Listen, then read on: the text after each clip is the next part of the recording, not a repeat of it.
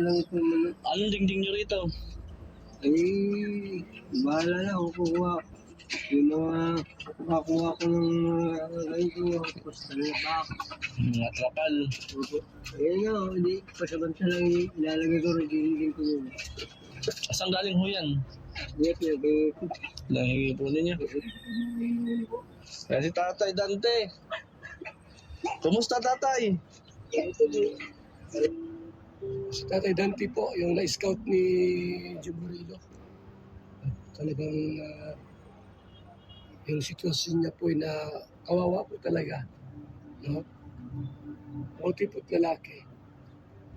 Yung babae po mas kawawa kasi. So yung bahay niya po ay akala mo hindi bahay. Ano?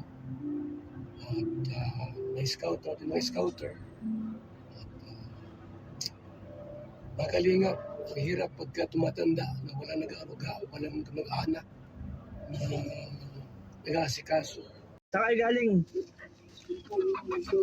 Akala ko kumustahin ko nga si Tatay Dante, sabi ko. Tiningnan ko kayo doon sa gasolinahan. Parang wala ah. Kaya dumiretso ko dito. Ako po, hindi naman Bakit to? hindi naman ako natuloy. Wala rin naman ano, kakain lang, wala naman pa panino. Oo. Yung mga ginagawa ko po. Ay, kumusta?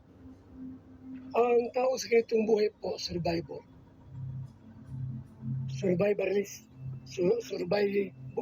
Survivorist. Ang ganun to. Kain lang po sa maghapon.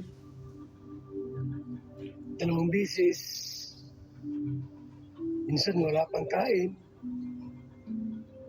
So, talagang napakahirap po mga kalingap. Sa ibang bansa, yung mga senior, meron ng home for the aged. Sa Pilipinas, di ko alam kung mayroon sa ibang probinsya. Kasi pagka ganyan pong may edad na, wala ng trabaho, anong mangyari sa kanila? Survivorist na lang po sila. May matutulugan lang po. Nung sabi ni Jim Murillo, akala ko nasa may gasolinahan ka. Nagkano sa gasolinahan? Maaaring maghihingi. Nag-aabang ng mahina. So, ingap, gusto ko lang po bigyan po ng reaksyon. Ito pong matanda po, no? Matanda. Pinuntahan po ni Ambassador Jim Murillo. Ang hirap po talaga sa isang matanda po, na wala na pong anak or kamag-anak pong nag-aaruga.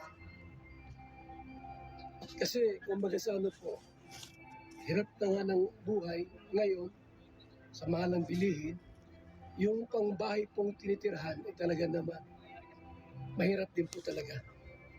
Walang maayos na bahay po at tirahan itong matandang ito. At nasupungan ni Ambassador Jim Murillo